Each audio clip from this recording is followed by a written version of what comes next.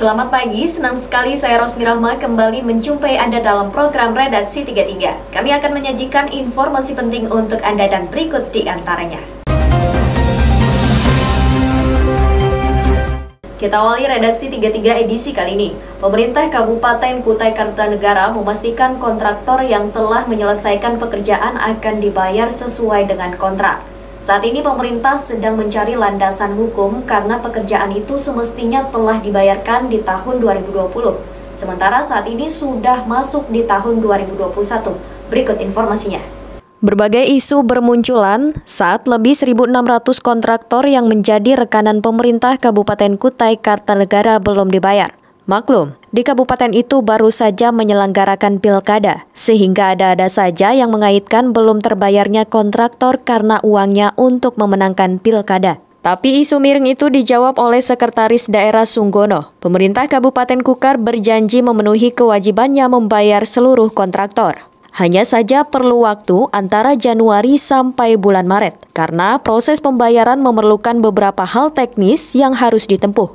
Di antaranya lantaran pekerjaan para kontraktor pada tahun 2020, sementara saat ini sudah memasuki tahun 2021. Sekda mengatakan dia segera ke Jakarta membicarakan masalah tersebut dengan Kemendagri agar pihaknya punya landasan hukum untuk pembayaran tersebut. Pak Bupati, Pak Wakil sudah sampaikan kita akan berkoordinasi mungkin insya Allah hari Senin ke Jakarta untuk menyampaikan dalam kondisi seperti ini apakah memang kita perlu menambah konten di sistem yang sudah ada atau seperti apa itu yang mungkin kita nanti hari Senin. Pak Bupati bilang untuk ke depan sistem tagihannya bakal per termin agar tidak terulang di akhir tahun ini.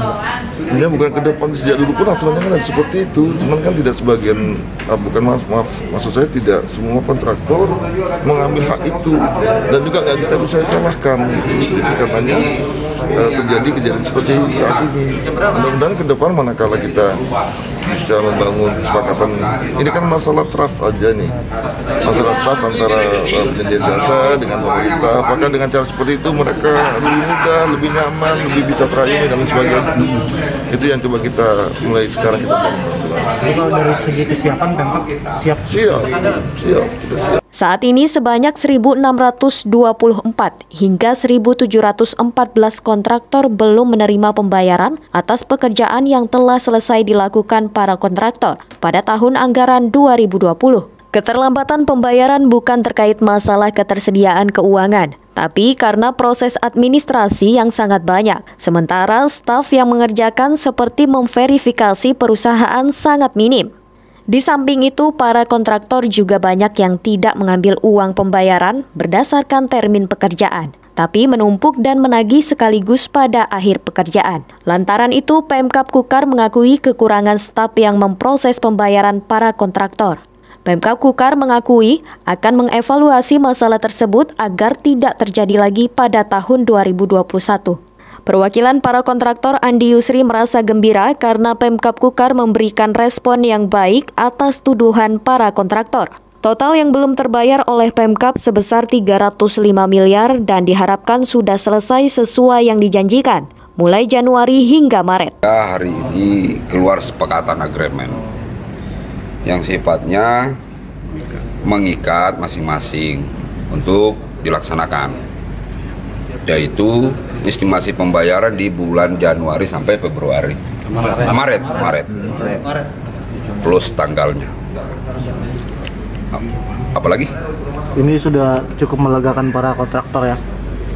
Kami selaku warga negara Indonesia, warga negara yang baik, yang taat pada aturan dan hukum, ini sudah akan menjadi upaya kami, wujud protes kami, minta kepastian kami. Nah, setelah ada kepastian semacam ini kan tentunya kami. Tim Kaltim TV Hardin melaporkan.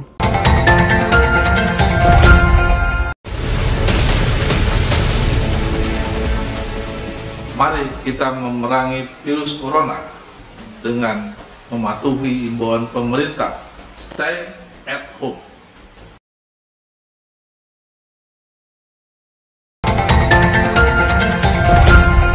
Penambangan liar terang-terangan terjadi di kawasan Marangkayu, Kabupaten Kutai Kartanegara. Batubara hasil galian alat-alat berat ditumpuk di tepi jalan raya. Jalan Poros, Bontang, Samarinda.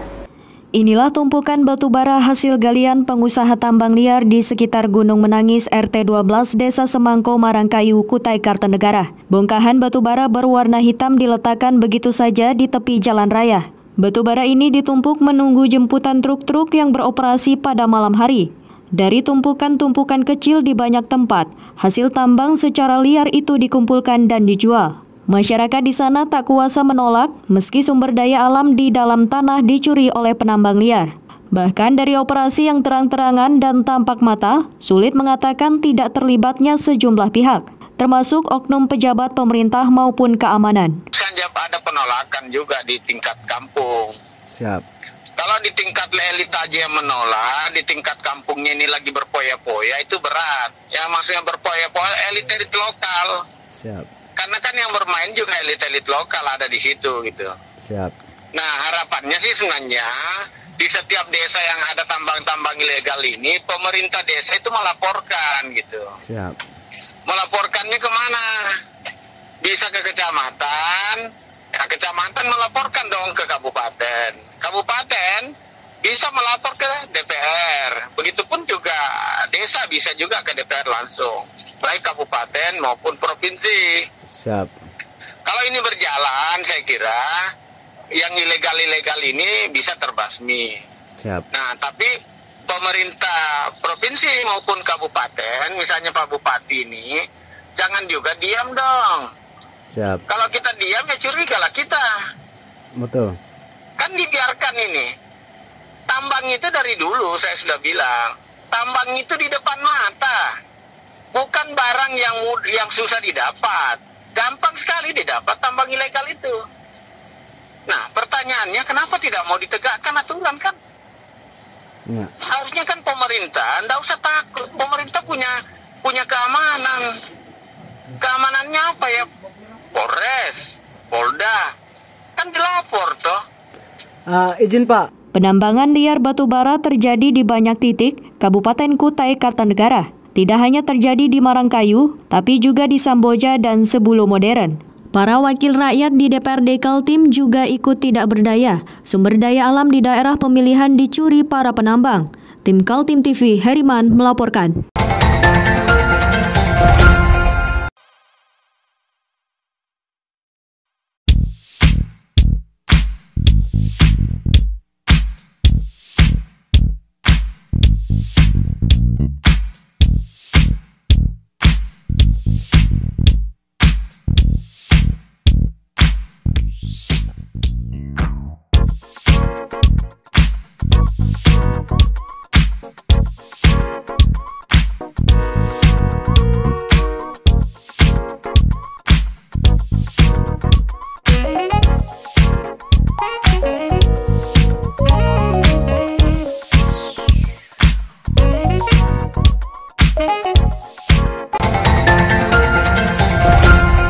Kecelakaan air terjadi di perairan Sungai Muara Kedang Kepala, Desa Jering, Kecamatan Muara Kaman, Kabupaten Kutai Kartanegara. Sebuah kapal tugboat tenggelam saat menarik ponton dengan muatan penuh batu koral. Rencananya kapal tugboat bernama Mawar 5, Rabu pagi 6 Januari sekitar pukul 8.50, membantu tugboat Karunia Samudra 1, menarik kapal tongkang yang bermuatan batu koral dari Pulau Sulawesi Tengah. Memasuki perairan Sungai Kedang Kepala, anak Sungai Mahakam, arus air cukup deras. Hal itu membuat kapal tugboat sulit dikendalikan.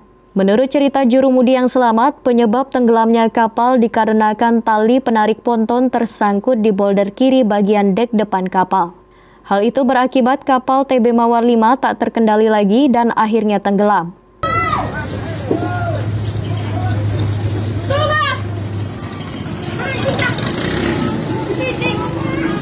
Ya, Nak.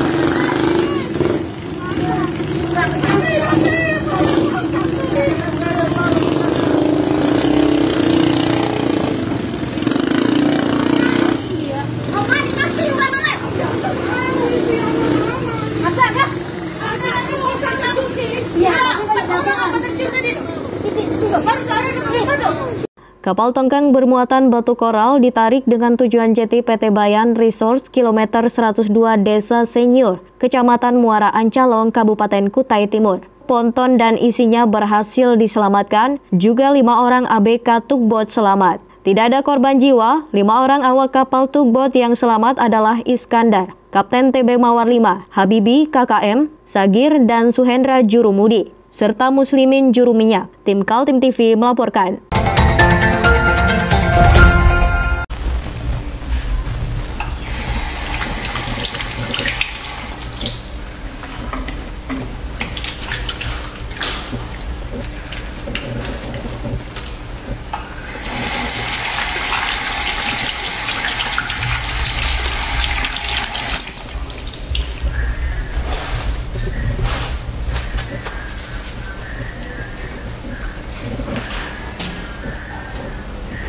Meskipun di rumah saja, kita tetap selalu menjaga kesehatan, cuci tangan, menggunakan hand sanitizer. Ingat, mulailah dari diri sendiri. Kita beralih ke informasi selanjutnya. Kedatangan vaksin antivirus corona buatan Sinovac Biotech di Kalimantan Timur sudah ditunggu-tunggu masyarakat. Hanya saja warga harus bersabar lebih lama lagi, karena sebanyak 25.250 dosis vaksin diprioritaskan untuk tenaga kesehatan terlebih dulu. Ada 12.760 tenaga kesehatan di Kalimantan Timur akan menerima penyuntikan pertama vaksin virus anti-corona. Kini Dinas Kesehatan Kaltim tinggal selangkah lagi untuk memulai penyuntikan, yakni turunnya izin dari Balai Pengawasan Obat dan Makanan. Izin dari BPOM Kesehatan adalah mutlak, mengingat instansi itu yang memiliki otoritas layak tidaknya vaksin digunakan. Kepala Dinas Kesehatan Kaltim Padilah Manteruna mengatakan, setiap tenaga kesehatan di Kaltim akan menerima 2 kali penyuntikan, atau 2 dosis dengan durasi suntik berikutnya pada 14 hari ke depan. Sedangkan vaksin untuk masyarakat masih menunggu kiriman dari pabrik pembuatnya Sinovac Biotech di negeri Tiongkok. Saat ini Indonesia telah memiliki 3 juta dosis vaksin dan akan datang 15 juta dosis vaksin lagi. Kalau gelombang selanjutnya Bu untuk masyarakat umum, kan kita tahu udah samarinda disuruh daftar gitu. Tahapnya, itu tadi saya rapat dengan Mendagri, Menkes, Wamenkes dengan Pak Doni. Nah itu ada tahap-tahapnya sudah dibatalkan. Oh siap. Kapan Bu kira-kira masyarakat bisa menikmati juga Bu? Jadi begini, tadi katakan dari Menkes bahwa penduduk dunia ini kan dunia semua membutuhkan vaksin ya. Penduduk dunia ini lebih 7 miliar. Nah, sedangkan vaksin yang sudah diproduksi dari berbagai merek hanya 6 miliar. Semua manusia di dunia ini berebut. Alhamdulillah kita dapat. Ya, ada berapa negara yang bisa. Berarti dipastikan tahun ini Kaltim juga dapat vaksin Bu? Mudah-mudahan. Sudah ada. Belum ada pemberitahuan tapi Bu ya untuk kedatangan tahap kedua Bu? Ya. Tahap kedatangan vaksinasi tahap kedua belum ada. Lagi dari negara ini ya udah. Didistribusikan langsung Bu ya? Lagi, karena sebelumnya saya distribusikan, walaupun istilahnya tidak merata profesional. Oke siap. Oke Bu. Pemerintah mulai menyuntikkan vaksin kepada masyarakat pada gelombang berikutnya. Seperti janji dari Presiden Joko Widodo, pemberian vaksin kepada masyarakat secara gratis dan diperkirakan akan berlangsung selama lebih 13 bulan mendatang. Tim Kaltim TV, Hardin melaporkan.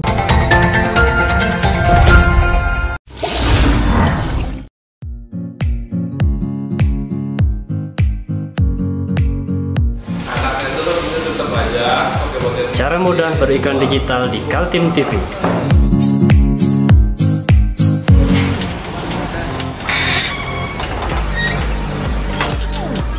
Yang pertama, jadilah sahabat Kaltim TV.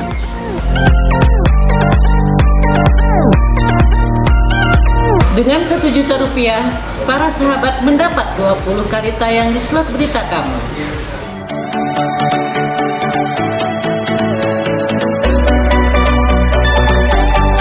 Dengan 20 detik dapat menjangkau 20.000 penonton.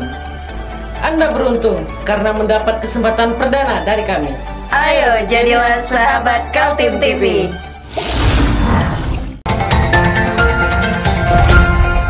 Bulan Januari 2021, cuaca di Kalimantan Timur masih didominasi dengan hujan beserta angin kencang. Di Sangatta Utara, Kabupaten Kutai Timur, sebuah mobil pick-up yang sedang parkir mengalami rusak berat setelah tertimpa pohon besar yang roboh saat terjadi angin kencang. Kejadiannya di Jalan Karya Etam, Sangatta Utara, Kabupaten Kutai Timur, Provinsi Kalimantan Timur. Sejak sore hari, Senin 4 Januari, cuaca sudah hujan dan puncaknya pada pukul 21.15 ketika hujan disertai dengan tiupan angin kencang. Sebuah pohon besar yang berada di tepi jalan dengan tinggi sekitar 10 meter tumbang. Akibatnya, sebuah mobil pick-up yang sedang parkir dekat pohon itu tertimpa, membuat mobil dengan plat nomor polisi KT8540RH itu rusak bagian depannya. Pohon dengan batang radius 60 cm itu juga melintang di tengah jalan dan menghalangi pengendara. Arus lalu lintas sempat tertutup hingga kemudian datang tim dari Basarnas Kutai Timur melakukan pembersihan dengan memotong batang pohon lebih pendek. 4 orang petugas Basarnas dibantu unsur PLN, Polres, PMK, dan masyarakat setempat turun ke lokasi kejadian. Tadi sekitar pukul 21.15 kami terima informasi melalui frekuensi VHF Rapi Kutai Timur tentang adanya pohon tumbang di Jalan Karya Etam, Desa Sangatta Utara, yang mana pohon tersebut menutupi seluruh badan jalan sehingga lalu lintas menjadi terhambat. Siapa saja Pak yang terlibat dalam membersihkan pohon tumbang itu Pak? Ya, tadi dari kami Basarnas Kutai Timur, kemudian dari unit lantas Polres Kutai Timur, dibantu teman-teman dari PLN Sangatta dan masyarakat sekitar lokasi kejadian. Apakah ada korban jiwa Pak? Untuk korban jiwa nihil, cuma 1 unit mobil pick-up yang tertindih pohon yang tumbang. Bagian depan mobil hancur.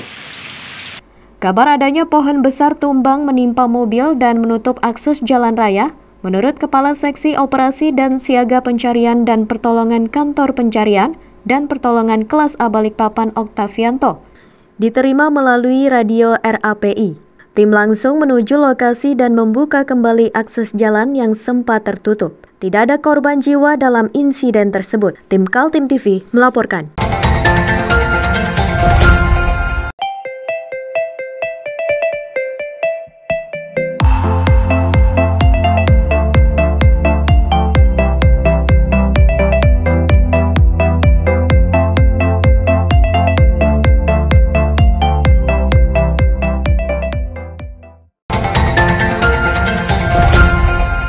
Demikian redaksi 33 edisi kali ini. Informasi lainnya dapat Anda simak melalui situs website kami www.kaltim.tv, channel YouTube dan fanpage Facebook Kaltim TV.